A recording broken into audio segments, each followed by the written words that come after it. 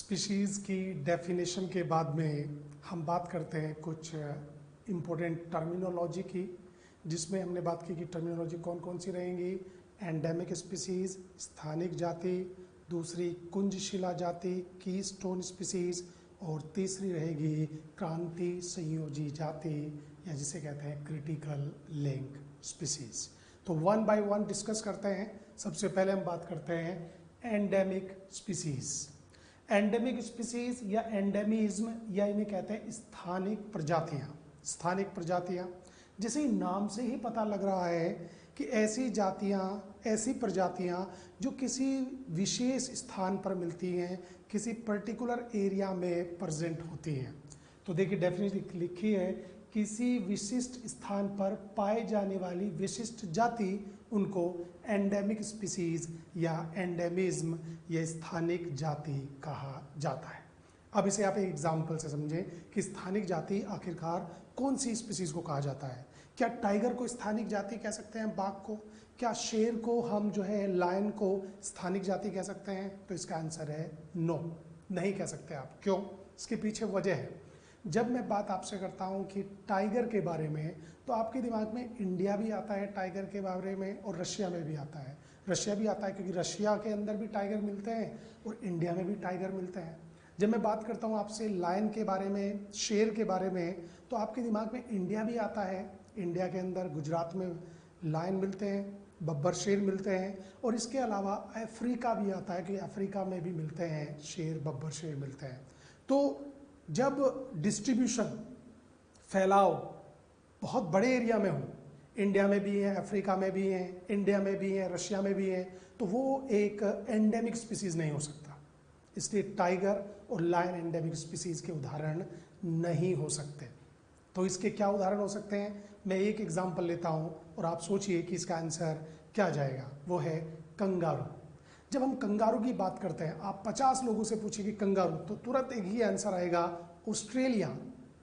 क्योंकि kangaroo Australia के अलावा इस पूरी पृथ्वी के ऊपर और कहीं नहीं मिलते हैं। इसलिए कंगारू बन जाते हैं स्थानिक प्रजाति, एंडेमिक स्पीशीज। तो हमारा पहला एग्जाम्पल ऑस्ट्रेलिया में कंगारू, इसका बड़ा अच्छा एग्जाम्पल है। कंगारू ऑस्ट्रेलिया के अलावा और किसी भी जगह पर नहीं मिलते, वो एंडेमिक स्पीशीज हैं ऑस्ट्रेलिया के लिए। दूसरा एग्जाम्पल देखिए, चीन की घाटी में मिलने वाला एक प्लांट है मेटासिकोया। याद रखें, ये मेटासिकोया है, सिकोया नहीं है। सिकोया और मेटासिकोया में दोनों में अंतर होता है। तो ये है मेटासिकोया। ये मेटासिकोया एक लिविंग फॉसिल है, जीवित जीवाश्म का उदाहरण है। आप इसे पढ़ते हैं प्लांट डाइवर्सिटी के अंदर, और ये प्लांट केवल और केवल चीन की घाटी में वैली ऑफ चाइना में मिलता है। चाइना के अलावा और किसी और स्थान पर यह नहीं पाया जाता है। चलिए, चीन की घाटी में मेटासिकोया मिला, चीन में ही। वैसे मॉड्यूल के अंदर तो आपके 2 एग्जाम्पल दिए गए हैं, लेकिन 2 और एग्जाम्पल से हम इसको और पक्का करते हैं और अच्छे से इसको समझने की कोशिश करते हैं। तीसरा एग्जाम्पल है चीन में मिलने वाला विशालकाय पांडा।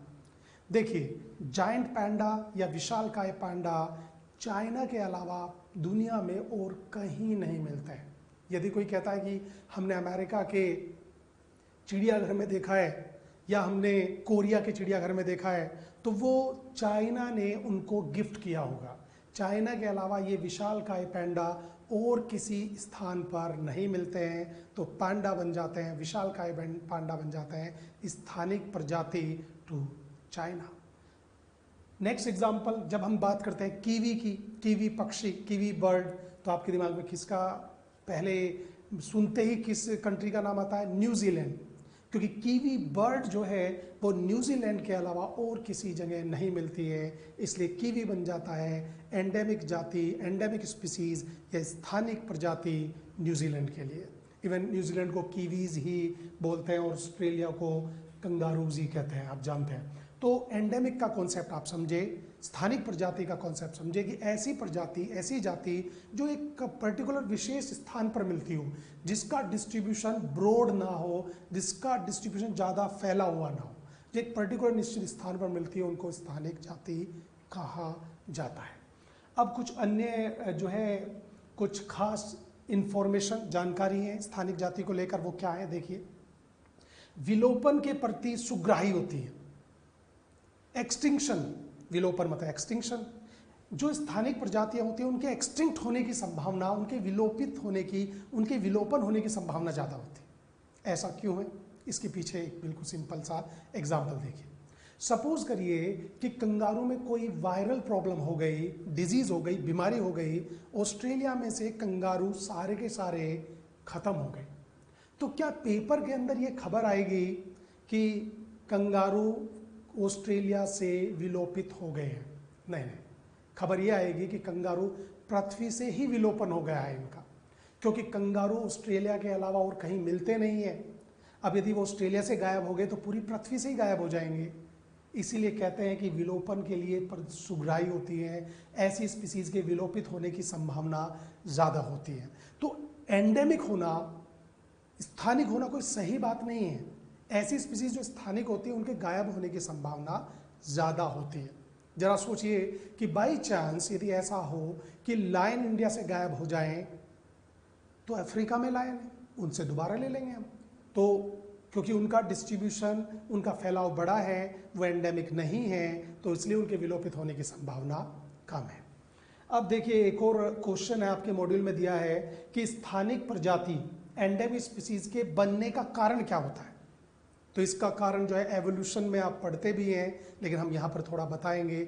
इसका कारण है महाद्वीपीय पृथक्करण, कॉन्टिनेंटल ड्रिफ्टिंग। इसकी वजह है कि जो कॉन्टिनेंट्स बने हैं, जो 7 कॉन्टिनेंट्स आप देखते हैं, ये north America, south America, Europe, Africa, Asia, Australia and Antarctica, ये सब पहले एक लैंड मास ही हुआ करता था, पेंजिया। फिर इसके बाद में इनमें क्रैक्स पड़े और ये 7 टुकड़ों में टूटा। इसी को कहते हैं कॉन्टिनेंटल शिफ्टिंग या कॉन्टिनेंटल ड्रिफ्टिंग। तो याद रखें कि जो साउथ अमेरिका में या ऑस्ट्रेलिया में मिलती है स्थानिक प्रजाति, उनके मिलने की वजह है महाद्वीपीय पृथक्करण या कॉन्टिनेंटल ड्रिफ्टिंग। तो ये था स्थानिक प्रजाति के बारे में इंफॉर्मेशन। अब बात करते हैं, दूसरा है अपना इंपॉर्टेंट जो टर्मिनोलॉजी है, कीस्टोन स्पीसीज या कुंजशिला जाति। कुंजशिला जाति, कीस्टोन स्पीसीज का डेफिनेशन बहुत इंपॉर्टेंट है, एग्जाम में डेफिनेशन पूछा जाता है। कुंजशिला जाति किसको कहते हैं? वह जाति या तो संख्या में कम हो, ध्यान रखें वो ज़्यादा नहीं मिलेंगी भर बार में, या उनका जैव भार कम हो, बायोमास कम हो, या तो नंबर में कम हो या बायोमास में कम हो, लेकिन उस जाति का समुदाय के ऊपर, कम्युनिटी के ऊपर जो प्रभाव है वो सर्वाधिक हो, कम्युनिटी के ऊपर जो इम्पैक्ट है वो बहुत ज़्यादा हो, मतलब इतना ज़्यादा हो कि वह जाति उस समुदाय की संरचना एवं कार्यात्मक जो एक्टिविटी है, स्ट्रक्चर और फंक्शन को मेंटेन करती हो। मीन्स यदि वो जाति ना हो तो उस समुदाय की संरचना बिगड़ जाएगी, उस समुदाय का कार्यात्मक जो है वो बिगड़ जाएगा, कुल मिला के वो पूरा का पूरा पारिस्थितिकी तंत्र बर्बाद हो जाएगा, कोलैप्स कर जाएगा, खत्म हो जाएगा। उनको कहते हैं कुंजशिला जाति या कीस्टोन स्पीसीज। तो समझे, नंबर में कम होगी, बायोमास में कम होगी, लेकिन उसका प्रभाव समुदाय के ऊपर बहुत ज़्यादा होता है, और वो यदि जाति ना हो तो पूरा का पूरा समुदाय बर्बाद हो जाएगा। तो इसके एग्जाम्पल से आप और बेहतर तरीके से समझेंगे। जंगल में शेर, लायन इन फॉरेस्ट। देखिए लायन है फॉरेस्ट के अंदर, जो है लायन जो है वो फॉरेस्ट में है। फॉरेस्ट के अंदर लायन क्या कर रहा है? वो बफेलो को खा रहा है जो ग्रास खाती हैं, वो जिब्रा को खा रहा है, जिराफ को खा रहा है, वो हिरन को खा रहा है, डियर को, वो रैबिट को खा रहा है। 4-5 हर कई तरह के हर्बीवोर्स जो शाकाहारी जंतु हैं वहाँ पर लायन उनको खा रहा है। अब जरा सोचिए कि आपने सोचा कि लायन तो खाने पीने वाला है, इसको हटा देते हैं। लायन को आपने जंगल से हटा दिया। लायन को जंगल से हटाने पर उस फॉरेस्ट के जो समुदाय है, जो पारिस्थितिक तंत्र है, उस पर क्या प्रभाव पड़ेगा? अब देखिए, लायन की अनुपस्थिति में, लायन की एब्सेंस में ये जो बफेलो हैं, जो हर्बीवोर्स एनिमल हैं, ये इतना खाना शुरू करेंगे, इतना ज़्यादा फीड करेंगे, खाएंगे हद से ज़्यादा, और हद से ज़्यादा पैदा भी करेंगे, ब्रीड भी करेंगे। फीड भी ज़्यादा करेंगे, ब्रीड भी ज़्यादा करेंगे, खाएंगे ज़्यादा, पैदा भी ज़्यादा करेंगे, तो चारों ओर ये दिखाई देंगे सारे शाकाहारी जंतु, और इतने ज़्यादा हो जाएंगे कि जंगल को सारे को खाकर बैठ जाएंगे, और एक समय के बाद में जंगल खत्म, इनके लिए फूड की शॉर्टेज हो जाएगी, ये भी खत्म। मात्र लायन के ना होने पर पूरा का पूरा जो जंगल है वो डेजर्ट में कन्वर्ट हो जाएगा, वो खत्म हो जाएगा। अब लायन जब रहते हैं तो कैसे मैनेज करते हैं, देखिए लायन नंबर में, पहले देखिए हम कुंजशिला जाति क्यों कह रहे हैं, देखिए लायन नंबर में गिनती के होते हैं। आप गिर नेशनल पार्क में जाकर लायन का नंबर तक पूछ सकते हैं, वो बता देंगे कि हमारे पास टोटल लायंस इतने हैं, टोटल लायन। तो लायन का नंबर गिनती का है, बिल्कुल कम है। और लायन जब होते हैं तो किसी भी शाकाहारी जंतु को उसका जैविक विभव, बायोटिक पोटेंशियल को बढ़ने से रोकते हैं। मतलब हद से ज़्यादा खाने से भी रोकेंगे उसको, क्योंकि उसको पकड़ रहे हैं, उनका प्रेडेशन कर रहे हैं, उनका परभक्षण करते हैं, और हद से ज़्यादा पैदा करने से भी रोकते हैं। भाई खाने के टाइम पर भी डर रहता है बफेलो को कि कहीं कभी भी अटैक हो सकता है, इसलिए बफेलो पेट भर के खा भी नहीं पाते, और डर रहता है कि कहीं ऐसा ना हो परभक्षण हो जाए तो जनन करने में भी प्रॉब्लम, तो इसलिए ज़्यादा पैदा नहीं कर पाते, और ज़्यादा पैदा नहीं कर पाते तो लायन इन सभी शाकाहारी जंतुओं के संख्या को नियंत्रित करके रखता है, मतलब संरचना और कार्यात्मक तरीके से उसको मैनेज करके रखता है, और जंगल जंगल बना रहता है। सो लायन जंगल में, शेर जो है वो एक कुंजशिला जाति या कीस्टोन स्पीसीज कहलाता है। नंबर में कम है लेकिन उसका प्रभाव समुदाय के ऊपर बहुत ज़्यादा है। शायद यही वजह है, जरा सोचिए, कि क्यों भारत सरकार टाइगर प्रोजेक्ट चलाती है। उन्होंने टाइगर प्रोजेक्ट चलाया, उन्होंने लायन प्रोजेक्ट चलाया। इन खतरनाक जो ये बिग कैट्स हैं, टाइगर और लायन, इनको बचाने की बहुत कोशिश करता है। टाइगर और लायन के मारने पर बहुत बड़ा पनिशमेंट है।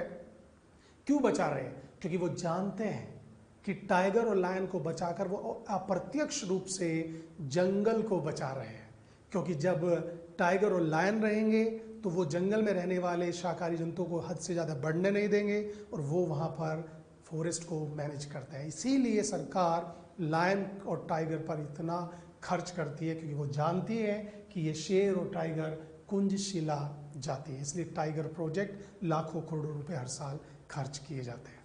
दूसरा एग्जाम्पल देखिए, रेगिस्तान में कंगारू चूहा। कंगारू चूहा नॉर्थ अमेरिका के डेजर्ट में, रेगिस्तान में मिलता है। कंगारू रैट छोटे साइज का है, तो बायोमास क्या है? कम जैव भार। अब ये कुंजशिला जाति क्यों है? देखिए, जो डेजर्ट है रेगिस्तान, उसमें हर साल हवा के माध्यम से, विंड के थ्रू ढेर सारे सीड्स आते हैं, बीज आते हैं, और उन बीज के अंदर इतनी नमी होती है कि वो उस रेगिस्तान में ग्रो कर सकते हैं, और ग्रो करके उस रेगिस्तान को घास के मैदान में कन्वर्ट कर सकते हैं, और वो घास का मैदान धीरे धीरे जंगल में भी परिवर्तित हो सकता है। अब आप कहेंगे ये तो अच्छी बात है कि रेगिस्तान घास के मैदान में और घास का मैदान जंगल में। इकोलॉजिकली यदि बात करें, इकोलॉजी की दृष्टि से यदि देखें, तो ये सही नहीं माना जाता। क्यों नहीं सही माना जाता? क्योंकि जरा सोचिए कि डेजर्ट में रहने वाले डेजर्टी एनिमल्स, जंतु हैं, वो डेजर्ट में रहने के लिए अनुकूलन किए हुए हैं, वो जंगल में या घास के मैदान में नहीं रह पाएंगे। यदि डेजर्ट जंगल में या घास के मैदान में परिवर्तित हो जाता है, तो डेजर्ट के रहने वाले जो फोना और फ्लोरा है, वहाँ पर जो मिलने वाले पादप और जंतु हैं, वो भी विलुप्त हो जाएंगे। और इकोलॉजी की दृष्टि से ये एक तरीके से जैव विविधता की हानि माना जाएगा। भाई इकोलॉजी ये कहती है कि फॉरेस्ट फॉरेस्ट बना रहे, ग्रासलैंड ग्रासलैंड बना रहे, पोंड पोंड बना रहे, तालाब तालाब बना रहे, और रेगिस्तान रेगिस्तान बना रहे। ये रेगिस्तान फॉरेस्ट में कन्वर्ट ना हो जाए, नहीं तो 3 ही तरह का रह जाएगा, जबकि 4 तरह का था। तो इसलिए रेगिस्तान रेगिस्तान में बने रहना चाहिए। तो रेगिस्तान को रेगिस्तान बनाए रखने में हेल्प करता है ये कंगारू चूहा। क्यों? क्योंकि हर साल जो हवा के माध्यम से आते हैं बीज, जो जर्मिनेट कर सकते हैं, अंकुरित हो सकते हैं, उनको ये ढूंढ ढूंढ कर खाता रहता है, और किसी को भी वहाँ जर्मिनेट नहीं होने देता। इसीलिए रेगिस्तान रेगिस्तान बना रहता है। कह सकते हैं कि डेजर्ट को डेजर्ट बनाए रखने में इसका बहुत बड़ा योगदान है। तो आप कह सकते हैं कंगारू चूहा छोटे साइज का है, कम जैव भार का है, लेकिन रेगिस्तान समुदाय पर प्रभाव उसका सर्वाधिक है। वो रेगिस्तान की संरचना एवं कार्यात्मक को बनाए रखे, स्ट्रक्चर एंड फंक्शन को मेंटेन किए हुए हैं। चलिए थर्ड एग्जांपल देखिए, उष्ण कटिबंधीय वनों में अंजीर का वृक्ष। अंजीर, फिग ट्री इन सब ट्रॉपिकल फॉरेस्ट। सब ट्रॉपिकल फॉरेस्ट, इसे उष्ण कटिबंधीय पर्णपाती वन बोलेंगे तो ज्यादा अच्छा रहेगा। सब ट्रॉपिकल डेसिडुअस फॉरेस्ट, पर्णपाती मतलब लीफ गिराने वाले फॉरेस्ट। देखिए उष्ण कटिबंधीय वन हमारे यहाँ पर कहाँ मिलते हैं उन्हें समझा। उष्ण कटिबंधीय वन यदि आप मध्य प्रदेश से हैं, राजस्थान से हैं, बिहार, छत्तीसगढ़, झारखंड, उत्तर प्रदेश, पंजाब और हरियाणा से हैं, तो आपके एरिया में मिलने वाला जो फॉरेस्ट है वह उष्ण कटिबंधीय पर्णपाती वन है। उष्ण कटिबंधीय पर्णपाती वन अपनी पत्तियां गिराते हैं गर्मी के ग्रीष्म काल में, समर सीजन में। अब जरा सोचिए, मध्य प्रदेश के अंदर एक बहुत बड़ा जंगल है जो है उष्ण कटिबंधीय पर्णपाती वन, और समर सीजन आया, फेब और मार्च का सीजन आया, फरवरी और मार्च, और सारी की सारी पत्तियां गिरा दी पेड़ों ने। पत्तियां सारी की सारी गिरने पर क्या होगा, वहां पर तो फूड की कमी हो जाएगी, वहां पर रहने वाले शाकाहारी और शाकाहारी पर निर्भर करने वाले मांसाहारी जंतु भोजन की कमी में मर जाएंगे। लेकिन आज तक ऐसा नहीं हुआ कि वहां पर सब मर जाते हो। तो ऐसी विपरीत स्थिति में वहां पर भोजन कौन उपलब्ध कराता है, वहां पर भोजन उपलब्ध कराता है अंजीर। जिस समय उष्ण कटिबंधीय पर्णपाती वन में सभी पेड़ अपनी पत्तियां गिरा देते हैं, उसी समय अंजीर का वृक्ष अपने ऊपर सबसे ज्यादा फूल पत्तियां लेकर आता है। देखिए नंबर में कम है, लेकिन पूरे जंगल में रहने वाले शाकाहारी और मांसाहारी जंतुओं को प्रत्यक्ष और अप्रत्यक्ष रूप से भोजन उपलब्ध करा के उस जंगल की संरचना और कार्यात्मक जो स्ट्रक्चर है और फंक्शन है उसको वो बचा लेता है। सो अंजीर का वृक्ष बन जाता है कुंजशिला जाति या की स्टोन स्पीसीज। तो याद रखें उष्ण कटिबंधीय पर्णपाती वनों में अंजीर। अब जरा सोचिए, यदि उष्ण कटिबंधीय पर्णपाती वन आपको खत्म करना हो तो जंगल में आग लगाने की जरूरत नहीं है, अंजीर के वृक्ष को हटा दो, एकदम कोलैप्स हो जाएगा। यही खास इंफॉर्मेशन आपको ध्यान रखनी है कि कुंजशिला जाति को यदि आप नुकसान पहुंचा दें तो वो समुदाय कोलैप्स कर जाएगा, बर्बाद हो जाएगा, खत्म हो जाएगा। क्योंकि कुंजशिला जाति तो खास है। जंगल में से शेर हटा दो, जंगल खत्म। रेगिस्तान में से कंगारू चूहे को खत्म कर दो, रेगिस्तान खत्म। और उष्ण कटिबंधीय वनों में से अंजीर को हटा दो तो उष्ण कटिबंधीय वन खत्म हो जाएंगे। यही वजह है कि इन स्पीसीज को अम्ब्रेला स्पीसीज या छत्रक प्रजाति कहा जाता है। मतलब इन जातियों की छत्र छाया में उस समुदाय में और स्पीसीज फलती और फूलती हैं, तो इसलिए इनको अम्ब्रेला स्पीसीज भी कहते हैं। लायन फॉरेस्ट के अंदर अम्ब्रेला स्पीसीज का एक बड़ा अच्छा उदाहरण है लायन, याद रखें। सो अम्ब्रेला स्पीसीज या छत्रक प्रजाति भी इनको कहा जाता है। तो डेफिनेशन आपको याद रखनी है, इंपॉर्टेंट है कि नंबर में कम होते हैं, जैव भार में कम होते हैं और समुदाय के ऊपर प्रभाव उनका सर्वाधिक होता है। कीस्टोन स्पीसीज कुंजशिला जाति के बाद में तीसरी आती है हमारी थर्ड, क्रिटिकल लिंक स्पीसीज, क्रांतिक योजी प्रजाति। क्रांतिक योजी प्रजाति किन्हें कहते हैं, देखिए जैसे कि लिख रहा है क्रिटिकली लिंक्ड एक जाति है ये। इस जाति को जैविक घटक एवं अजैविक घटक से एक एक्स नाम की जाति ने लिंक किया हुआ है। मींस शायद इस जाति को इससे कुछ लेना देना है, लेकिन वो इसके बिना नहीं ले दे सकती जो भी है। और शायद इस जाति को अजैविक कारक से कुछ लेना है, न्यूट्रिएंट्स लेने हैं, जल लेना है, लेकिन वो एक्स के बिना यूज नहीं कर सकते। अब जरा सोचिए, यदि एक्स नहीं होगा तो इसका सर्वाइवल मुश्किल हो जाएगा। इसलिए एक्स इस स्पीसीज की वाइटल एक्टिविटीज, बहुत ही महत्वपूर्ण क्रियाएं में भागीदार है, इसलिए इसको क्रांतिक योजी प्रजाति या क्रिटिकल लिंक स्पीसीज कहते हैं। यदि क्रिटिकल स्पीसीज लिंक स्पीसीज ना आए तो इस जाति का सरवाइव करना मुश्किल हो जाएगा, डिफिकल्ट हो जाएगा। चलिए इसको आप एग्जाम्पल से ज़्यादा बेहतर तरीके से समझें। माइकोराइजा कवक। माइकोराइजा कवक, कवक जो है वो अपना भोजन खुद नहीं बना पाते, तो कुछ कवक परजीवी हो जाते हैं और कुछ कवक जो है मृत पदार्थ को खाते हैं।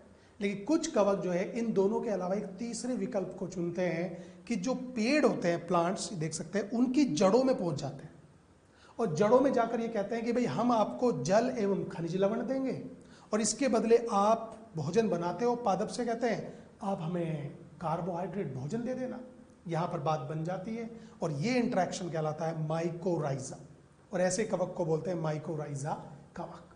तो बड़े बड़े जो पेड़ होते हैं उनकी रूट्स में कवक उलझे हुए रहते हैं और ये कवक, क्योंकि इनका बॉडी जो है वो धागे नुमा होता है, तो ये जल एवं खनिज लवण का बड़ा अच्छा अवशोषण करते हैं और अवशोषित करके ये पौधे को देते हैं, पेड़ को देते हैं और उसके बदले ये प्राप्त करते हैं भोजन। तो दोनों का एक तरह का एक दूसरे का ये म्यूचुअलिस्टिक रिलेशनशिप है। तो यहाँ पर देखिए, यदि फंजाई को, माइकोराइजा कवक को हटा दिया जाए तो पादप जो है सराउंडिंग से अजैविक कारक मीन्स खनिज लवण एवं जल नहीं ले पाएगा। मतलब देखिए जरा इसको कि ये वाटर एब्जॉर्ब करके दे रहा है और मिनरल्स एब्जॉर्ब करके दे रहा है। तो वाटर और मिनरल्स क्या हुआ? अजैविक कारक। तो अजैविक कारक को इस पादप के साथ कनेक्ट करने का काम किसने किया? माइकोराइजा कवक। सो माइकोराइजा बन जाता है क्रांतिक योजी प्रजाति या क्रिटिकल लिंक स्पीसीज। इवन आपकी एनसीईआरटी के अंदर 11th वाली एनसीईआरटी में एक इंपॉर्टेंट लाइन दी गई है प्लांट फिजियो में कि Pinus seed can't germinate without mycorrhizal association. यही है क्रिटिकल लिंक स्पीसीज कि पाइनस का बीज बिना माइकोराइजा के रिलेशन के जर्मिनेट नहीं कर सकता। दूसरा एग्जाम्पल देख सकते हैं, जंतु तथा पुष्पीय पादपों का संबंध। जंतु तथा पुष्पीय पादपों का संबंध आप समझ सकते हैं। जंतु और पादप का संबंध मतलब परागण, पॉलिनेशन, पॉलिनेटर्स।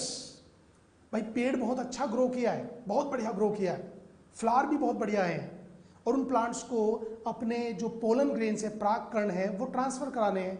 जरा सोचिए, हनी बी या कोई कीट या कोई जो जंतु है कीट, वो आने से मना कर दे तो वो प्लांट्स नेक्स्ट ऑफ स्प्रिंग या नेक्स्ट जाति, नेक्स्ट जनरेशन को पैदा नहीं कर पाएंगे।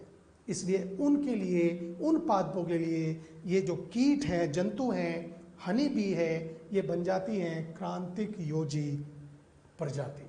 तो देख सकते हैं आप जो पॉलिनेटर्स होते हैं, जो पॉलिनेटिंग प्लांट्स, ऐसे प्लांट जो जैविक कारक पर निर्भर करते हैं अपने परागकण को ट्रांसफर करने के लिए, उनके लिए सारे के सारे पॉलिनेटर्स क्रांतिक योजी प्रजाति का उदाहरण है। तो ये क्रिटिकल लिंक स्पीसीज के बारे में इंफॉर्मेशन थी। यहाँ तक, इसके बारे में बाद में नेक्स्ट डिस्कस करें।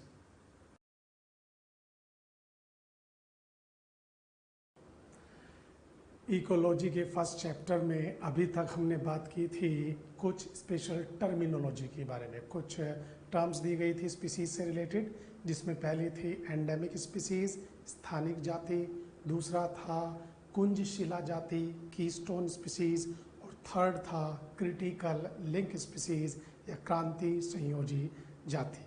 अब इन स्पीसीज की कुछ इंपॉर्टेंट टर्मिनोलॉजी के बाद में, पॉपुलेशन कंप्लीट होने के बाद में क्या आप बता सकते हैं कि इकोलॉजिकल हायरार्की में हम किस स्टेप पर आ जाते हैं? पॉपुलेशन के बाद में पहले हमने जीव की बात की, उसके बाद में हमने समष्टि पॉपुलेशन की बात की। अब पॉपुलेशन के बाद में हम आ जाते हैं समुदाय या कम्युनिटी के बारे में। सो कम्युनिटी के बारे में बात करेंगे। समुदाय क्या होता है? थोड़ा सा आपको याद रखना पड़ेगा, ध्यान देना पड़ेगा कि इकोलॉजिकल हायरार्की पढ़ाते वक्त मैंने आपको बताया था कि समुदाय के अंदर पादप होते हैं, जंतु होते हैं और सूक्ष्म जीव होते हैं। प्लांट्स, एनिमल्स एंड माइक्रोब्स होते हैं। अब ये प्लांट्स, एनिमल्स और माइक्रोब्स, पादप का अपना काम है भोजन बनाने का, जंतु का काम है भोजन प्राप्त करने का, क्योंकि वो अपना भोजन खुद नहीं बनाते हैं, और सूक्ष्म जीवों का है कि यदि पादप की मृत्यु हो जाए या जंतु की मृत्यु हो जाए तो इनकी डेड बॉडी, इनकी मृत जो शरीर हैं उसको खाने का है। सबका अपना काम है। तो देखिए, एक समुदाय के अंदर डिफरेंट तरह के प्लांट्स होते हैं, अलग अलग तरह के पादप होते हैं। छोटे पादप हैं, बड़े पादप हैं, छोटी झाड़ियाँ हैं, बड़ी झाड़ियाँ हैं और वृक्ष होते हैं। तो ये सारे के सारे जितने भी पादप हैं ये मिलकर बनाते हैं पादप समुदाय। इसमें हर तरह के पादप आ जाते हैं, चाहे वो सिंगल सेल वाले पादप पल्वक क्यों ना हो, चाहे वो बहुत बड़े साइज का सिकोया या बैंगन ट्री या ओक का पेड़ क्यों ना हो, तो सब पादप आ गए, पादप समुदाय बन गया। जंतु के अंदर जितने भी जंतु हैं, चाहे वो शाकाहारी हैं चाहे वो मांसाहारी हैं, चाहे वो हर्ब्स को खाते हों, घास को खाते हों, चाहे वो घास को खाने वालों को खाते हों, वो सब आ जाते हैं जंतु समुदाय। इसके अंदर खरगोश भी आ जाएगा, हिरण भी आ जाएगा, इसके अंदर बाघ भी आ जाएगा, शेर भी आ जाएगा, सब इसके अंदर आ जाता है, शार्क भी इसके अंदर आ जाएगी और जंतु पलवक भी इसके अंदर आ जाएंगे। सूक्ष्म जीव समुदाय बैक्टीरिया एंड फंगस, जीवाणु एवं कवक से बना होता है। डिफरेंट तरह के जीवाणु हैं, डिफरेंट तरह के कवक हैं, अलग तरह के, वो बनाते हैं सूक्ष्म जीव समुदाय। अब जरा सोचिए कि नेचर के अंदर पादप समुदाय जंतु समुदाय से रिलेटेड है, रिलेट करता है, संबंध रखता है। जंतु समुदाय पादप से संबंध रखता है। कैसे? पादप से जंतु को भोजन प्राप्त होता है, तो इसलिए एरो बनाया है, और जंतु की वजह हेल्प से पादप के काम होते हैं, जैसे सीड का डिस्पर्स होना हो, बीज का इधर से उधर जाना हो, चाहे वो परागकण का इधर से उधर जाना हो, पॉलिनेशन, सीड डिस्पर्सल, सीड का बीजों का इधर से उधर जाना और परागकण का इधर से उधर जाना, ये जंतु की सहायता से ही तो होता है। तो पादप समुदाय और जंतु समुदाय आपस में एक दूसरे से अंतः संबंधित है और एक दूसरे के ऊपर डिपेंड भी है, इंटर डिपेंडेंट भी है, एक दूसरे के ऊपर आश्रित भी है। ये ही क्यों, सूक्ष्म जीव भी तो आश्रित है। सूक्ष्म जीव अपने भोजन के लिए पादप की मृत शरीर पर निर्भर करते हैं, सूक्ष्म जीव जंतु समुदाय के जंतुओं की मृत शरीर पर निर्भर करते हैं, और सूक्ष्म जीव जो है वो इनको पादप को खनिज लवण चक्रण में हेल्प करते हैं। खनिज लवण भी तो प्रोवाइड कराते हैं, उपलब्ध कराते हैं, तो इसलिए सूक्ष्म जीव भी संबंधित है। तो एक निश्चित क्षेत्र के अंदर, देखिए इसलिए ये बॉक्स बनाया है, एक निश्चित क्षेत्र के अंदर कुल टोटल पादप समुदाय, जंतु समुदाय और सूक्ष्म जीव समुदाय जो एक दूसरे से अंतः संबंधित होता है और जो एक दूसरे के ऊपर आश्रित होता है, वो कहलाता है जैविक समुदाय या बायोटिक कम्युनिटी कहता है इसको, बायोटिक कम्युनिटी बोला जाता है। तो ध्यान रखें, बायोटिक कम्युनिटी के अंदर हमने केवल और केवल जैविक की बात की है, अजैविक की बात नहीं की है। आप जानते हैं कि अजैविक जुड़ गया तो फिर वो कम्युनिटी समुदाय नहीं, वो पारिस्थितिकी तंत्र बन जाएगा। तो किसी जैविक समुदाय में कुल टोटल पादप, टोटल जंतु और टोटल सूक्ष्म जीव मिलकर जो एक दूसरे से संबंध रखते हैं, एक दूसरे की आवश्यकताओं को पूरा करते हैं, एक दूसरे की नीड को पूरा करते हैं, वो कहलाता है जैविक समुदाय। जैविक समुदाय हमेशा डायनेमिक फॉर्म में होता है, एक दूसरे को खाना पीना यहाँ पर चलता रहता है। सो जैविक समुदाय में 3 कम्युनिटी आ जाती है। बायोटिक कम्युनिटी देखिए 3 कम्युनिटी से मिलकर बनी होती है, पादप समुदाय प्लांट कम्युनिटी, एनिमल कम्युनिटी जंतु समुदाय, सूक्ष्म जीव समुदाय microbial community. So microbial community, animal community and plant community तीनों मिलकर बनाती हैं बायोटिक कम्युनिटी, जैविक समुदाय। तो ये समुदाय के बारे में थोड़ी जानकारी थी। अब इसके बाद में समुदाय के गुण क्या होते हैं, characteristic features of community. Community के गुण क्या हैं, समुदाय के गुण क्या हैं, वो आप देखते हैं। देखिए टोटल में पहले बता देता हूं कि समुदाय के गुण कितने हैं। समुदाय का पहला गुण है जातीय विभिन्नता, स्पीसीज डाइवर्सिटी। दूसरा है सेकंड डोमिनेंस या प्रभाविता, डोमिनेंस या प्रभाविता देख सकते हैं। तीसरा है स्ट्रैटिफिकेशन, स्ट्रैटिफिकेशन या उसे कहते हैं स्तरीकरण।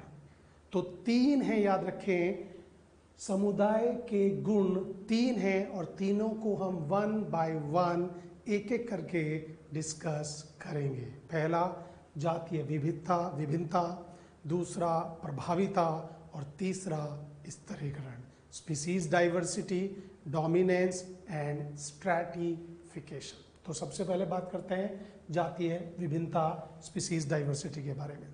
किसी भी क्षेत्र के अंदर कितने तरह के जीव जंतु मिलते हैं, कितने तरह के पादप हैं, कितने तरह के जंतु हैं, कितने तरह के वहाँ सूक्ष्म जीव हैं, ये सब मिलाकर बनाते हैं जातीय विभिन्नता। जहाँ पर आपको लग रहा है कि यहाँ पर तो बहुत ज़्यादा तरह के जीव जंतु हैं, तो आप कहेंगे वहाँ जातीय विभिन्नता ज़्यादा है, और जहाँ पर आपको लगता है कि इक्के दुक्के गिनती के जीव हैं, तो वहाँ पर जातीय विभिन्नता कम मानी जाएगी। तो जातीय विभिन्नता को प्रभावित करने वाले कारक, फैक्टर्स की बात करते हैं। ऐसे फैक्टर्स जो स्पीसीज डाइवर्सिटी को अफेक्ट करते हैं, प्रभावित करते हैं, उनके बारे में हम बात करते हैं। बड़े बिल्कुल सिंपल हैं, एक एक करके ध्यान से समझें। पहला, क्षेत्र के आकार पर निर्भर करता है जातीय विभिन्नता। साइज ऑफ एरिया, एरिया का जो एरिया उसका आकार कितना बड़ा है। क्षेत्र के आकार को देखिए कैसे, यहाँ पर हमने एक सिंपल एग्जांपल लिया है। देखिए इतना छोटा एरिया है, सपोज करिए कि कोई एरिया है, मैं इसको एक एग्जांपल से लेता हूँ, बाद में इसमें आएंगे हम, जो हमारे यहाँ पर है बोर्ड पर। सपोज करिए आप एक अपने एरिया में, कॉलोनी में रहते हैं, और आपने सोचा कि मुझे एक काम करना है आपको, वो ये कि आपको बर्ड वॉचिंग करनी है, मतलब अपने कॉलोनी के आसपास मिलने वाली टोटल बर्ड्स को आइडेंटिफाई करना है कि आपके कॉलोनी में आसपास आपके घर के कितने तरह की बर्ड्स, कितने तरह के पक्षी मिलते हैं। आपने काम शुरू किया और आपको पूरे 3-4 दिन में मेहनत करने के बाद में पता लगा कि आपके कॉलोनी में 5 तरह की बर्ड्स मिलती हैं। आपको इंटरेस्ट आया इस काम में, आपने एरिया बढ़ाया, आपने आसपास की कॉलोनी और कवर करना शुरू किया, तो तब आपने देखा कि 5 और नहीं मिल गई, तो 10 हो गई। अब आपने और एरिया बढ़ाया, 5 और नहीं मिली, 15 हो गई। अब एरिया बढ़ाते जा रहे हैं, 20 हो गई, फिर एरिया बढ़ाएंगे 25 हो जाएगी, 25 और बढ़ाएंगे 30। ऐसा नहीं होता है, यही चीज़ आपको समझनी है। जनरली लोग यही मानते हैं कि यदि क्षेत्र बढ़ाते जाएं, साइज बढ़ाते जाएं, एरिया बढ़ाते जाएं, तो डाइवर्सिटी जो होती है वो बढ़ती जाती है। लेकिन इकोलॉजी वाले जो एक्सपर्ट हैं, पारिस्थितिकी के जो जानकार हैं, वो कहते हैं कि जब एरिया छोटा है तो 5 स्पीसीज है, बढ़ाया 10, 15, 20, और यदि और बढ़ाते जाएंगे तो फिर 20, 20, 20। मतलब एक समय के बाद में आप एरिया कितना भी बढ़ाएं, स्पीसीज डाइवर्सिटी, जातीय विभिन्नता नियत हो जाती है, कांस्टेंट हो जाती है। तो देखिए यहाँ से लेके यहाँ तक, यहाँ से लेके यहाँ तक लगातार ग्रेजुअली बढ़ी तो वृद्धि हुई, लेकिन उसके बाद में क्या हो गई, नियत हो गई। तो एक निश्चित आकार के बाद, एक क्षेत्र के बाद में स्पीसीज का बढ़ना बंद हो जाता है। तो याद रखें, जनरली लोग यही मानते हैं, आप भी यही मानते होंगे कि एरिया बढ़ाते जाएं तो स्पीसीज बढ़ती जाएगी, लेकिन ऐसा नहीं होता है। एक निश्चित एरिया के बाद में स्पीसीज रिपीट होने लगती हैं और स्पीसीज नई मिलनी बंद हो जाती हैं, स्पीसीज कांस्टेंट हो जाती है। ये वाला कॉन्सेप्ट छोटा सा हमने आपको यहाँ बताया है, लेकिन विस्तार से डिटेल में आप इसको पढ़ेंगे। बायोडाइवर्सिटी एंड कंजर्वेशन, जैव विविधता एवं उसके संरक्षण में, और ये पढ़ेंगे आप species area relationship, species richness and area relationship, जातीय विविधता और क्षेत्र के बीच संबंध में। और ये कॉन्सेप्ट जो आप पढ़ेंगे, उन साइंटिस्ट का नाम मैं डिस्कस कर लेता हूँ, वहाँ पर भी डिस्कस करेंगे। ये कॉन्सेप्ट दिया था sir Alexander von Humboldt. Actually ये कॉन्सेप्ट कि एक निश्चित आकार के बाद में, क्षेत्र के बाद में स्पीसीज नियत हो जाती है, ये अलेक्जेंडर वॉन हम्बोल्ट ने ही बताया था। तो इतना यहाँ याद रखें, ये इन्फॉर्मेशन आपकी आगे चैप्टर में काम आएगी। चलिए नेक्स्ट बात करते हैं मृदा के प्रकार। भाई मृदा के प्रकार भी प्रभावित करते हैं। जरा सोचिए, मुझे बताइए कि ज़्यादा जाति विविधता, जो विभिन्नता है, स्पीसीज डाइवर्सिटी, वो जैसलमेर में मिलेगी या मध्य प्रदेश में मिलेगी? मध्य प्रदेश के भोपाल में मिलेगी, इस साइड में मिलेगी, या केरल में मिलेगी? तो आपका आंसर होगा कि सर मध्य प्रदेश और केरला में ज़्यादा मिलेगी, क्योंकि जैसलमेर, बाड़मेर, इधर साइड में तो डेजर्ट एरिया है, बालू मिट्टी है, सूखा है, पानी की कमी है, तो मृदा नहीं है वहाँ की अच्छी। मृदा भी प्रभावित करती है। देखिए, यदि मृदा उपजाऊ होगी तो पेड़ पौधे बढ़िया ग्रो करेंगे, और यदि पेड़ पौधे अच्छे ग्रो करेंगे तो वहाँ पर जंतु भी अच्छे आएंगे। तो कुल मिला के पूरी उस क्षेत्र की विविधता जो है, विभिन्नता ज़्यादा हो जाएगी। सो मृदा के प्रकार प्रभावित करते हैं जातीय विभिन्नता को। बलुई मृदा है, जातीय विभिन्नता कम होगी। गाद मृदा है तब भी कम होगी। चिकनी मृदा है कम ही रहेगी। दोमट मृदा, लूमी सॉइल, दोमट मिट्टी सबसे ज़्यादा उपजाऊ होती है। तो आप देख सकते हैं जिन जिन क्षेत्र में दोमट मिट्टी होती है, यदि वहाँ पर फॉरेस्ट है, जंगल है, तो उन जंगल में विभिन्नता सबसे ज़्यादा मिलती है। तो दोमट मिट्टी वाले एरिया में ज़्यादा मिलेगी। Sandy soil, silt soil, clay soil and loamy soil, इन चारों सॉयल में लूमी सॉयल, दोमट मृदा सबसे ज़्यादा उपजाऊ होती है। मृदा उपजाऊ तो वहाँ पर अच्छा खासा वनस्पति होगा, और अच्छा खासा वनस्पति होगा तो अच्छे खासे जंतु होंगे, और अच्छे खासे जंतु होंगे तो अच्छे खासे वहाँ पर माइक्रोब्स भी होंगे। तो कुल मिला के पूरी विभिन्नता प्रभावित होती है मृदा के प्रकार से। इसके बाद में नेक्स्ट है वातावरणीय कारक, क्लाइमेटिक फैक्टर्स। भाई कहीं पर गर्मी बहुत ज़्यादा है तो ऐसे में तो ना तो प्लांट्स ग्रो कर पाएंगे और ना ही एनिमल रह पाएंगे, तो वहाँ पर जो विभिन्नता है, स्पीसीज डाइवर्सिटी, वो कम मिलेगी। थार डेजर्ट, सहारा डेजर्ट, नहीं है वहाँ पर इतनी विभिन्नता। जबकि आप जो है ब्राज़ील के जंगल में जाओ, वहाँ पर विभिन्नता है, क्योंकि वहाँ पर तापमान और वर्षा अनुकूलन के लायक है, बढ़िया है, अच्छी है। जबकि थार डेजर्ट में, सहारा डेजर्ट में, लेह लद्दाख में, वहाँ पर इतनी या तो बहुत ज़्यादा गर्मी है या बहुत ज़्यादा सर्दी है। तो इसलिए तापमान और वर्षा भी डायरेक्टली, प्रत्यक्ष रूप से जातीय विभिन्नता को प्रभावित करती है। तो जातीय विभिन्नता को प्रभावित करने वाले कारक में अब नेक्स्ट और अपना आखिरी जो कारक है वह है क्षेत्र का प्रकार। देखिए, क्षेत्र के प्रकार में दो बड़े इंपॉर्टेंट ज्योग्राफिकल, भौगोलिक कारक हम आपको समझाएंगे। मैं बता दूं आपको कि ये क्षेत्र के प्रकार को यदि आप अच्छे से समझेंगे तो आगे चलकर एक बड़ा इंपॉर्टेंट और बड़ा खास टॉपिक जो आपको समझना है, बायोम्स, वो समझना आपके लिए बहुत ही आसान रहेगा। सो क्षेत्र के प्रकार में दो देख रहे हैं आप, अक्षांश एंड समुद्र तल से ऊंचाई। अक्षांश लैटिट्यूड, समुद्र तल से ऊंचाई ऑल्टीट्यूड। सो लैटिट्यूड और ऑल्टीट्यूड क्या होते हैं, ये ज्योग्राफिकल कॉन्सेप्ट हैं, इनको बिल्कुल क्लियर करें आप, ध्यान से सुने, ध्यान से समझें।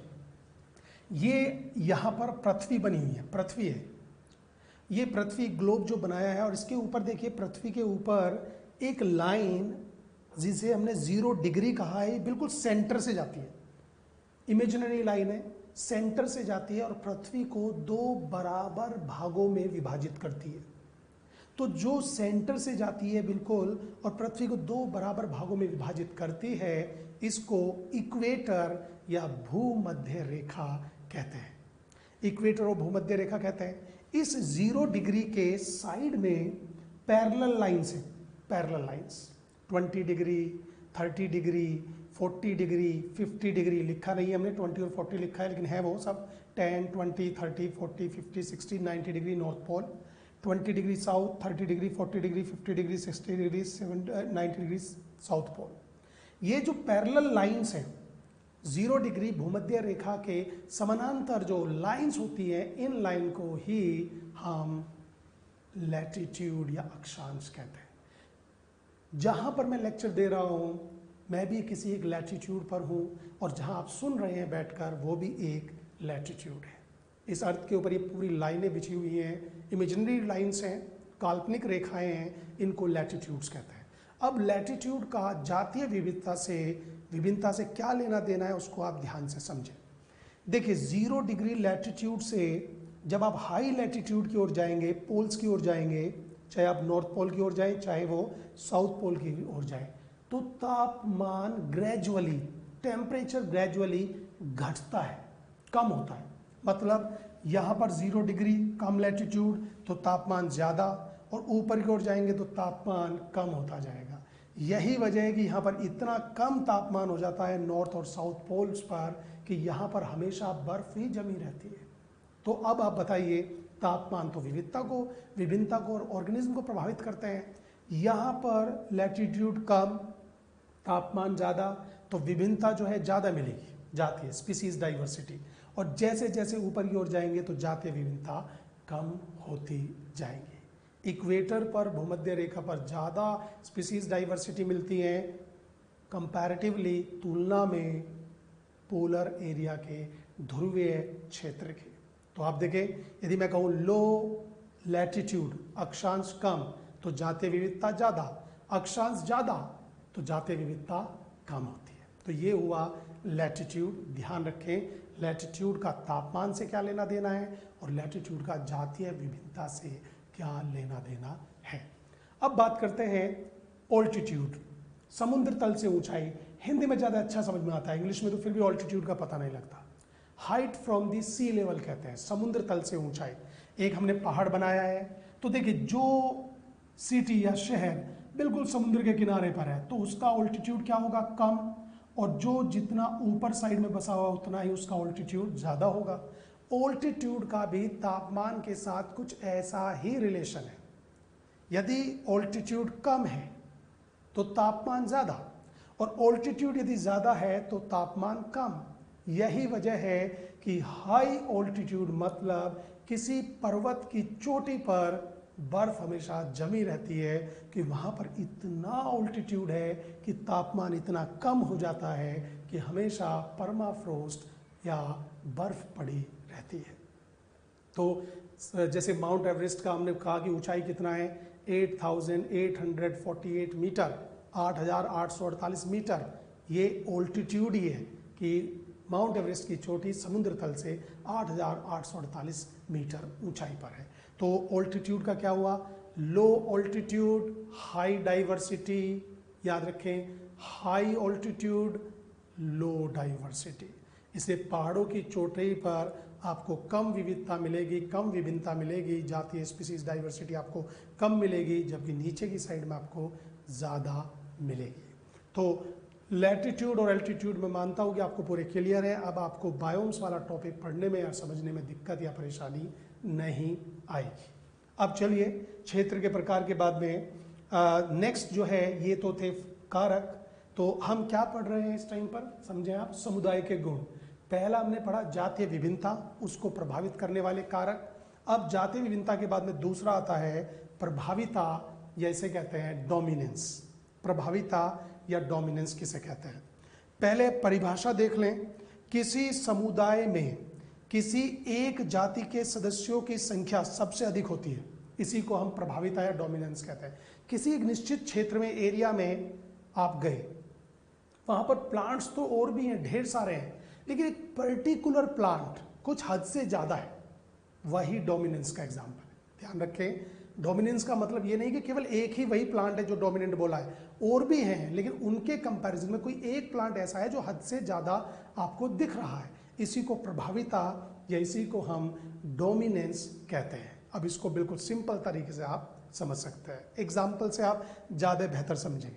हिमालय, हिमालय में आप जाइए पहाड़ों पर, शिवालिक रेंज में, जम्मू एंड कश्मीर, हिमाचल प्रदेश, उत्तराखंड, सिक्किम, दार्जिलिंग, जैसे ही एरिया में जाएंगे तो एक पर्टिकुलर प्लांट आपको सबसे ज्यादा दिखाई देगा, वो है पाइनस, जिसे चीड़ पाइन भी कहते हैं, चिर पाइन भी कहते हैं, पाइनस चीड़ का पेड़ भी कहते हैं। इसकी लीव्स बहुत छोटी होती है, स्पाइन बिल्कुल जो है फाइन निडल की तरह होती है, इसलिए निडल लीफ ही बोलते हैं। सबसे ज्यादा मिलेगा हिमालय में। अब ऐसा नहीं है कि हिमालय में केवल पाइनस ही है, पाइनस के अलावा हिमालय में देवदार भी है, स्प्रूस भी है, और भी ट्री है, और भी जिम्नोस्पर्म प्लांट होते हैं, लेकिन उन देवदार के बीच में पाइनस सबसे ज्यादा है, इसे पाइनस बन जाता है हिमालय में प्रभावी स्पीसीज या डोमिनेंट स्पीसीज। तो पाइनस समुदाय हिमालय में क्या बन गया है, डोमिनेंट स्पीसीज। याद रखें, समुदाय का नाम भी पाइनस के नाम पर ही आएगा, पाइनस समुदाय। जो डोमिनेंट समुदाय का नाम उसी के नाम पर रख दिया जाता है। दूसरा बड़ा अच्छा एग्जाम्पल है, राजस्थान से जो आते हैं उनके लिए तो बड़ा अच्छा एग्जाम्पल है।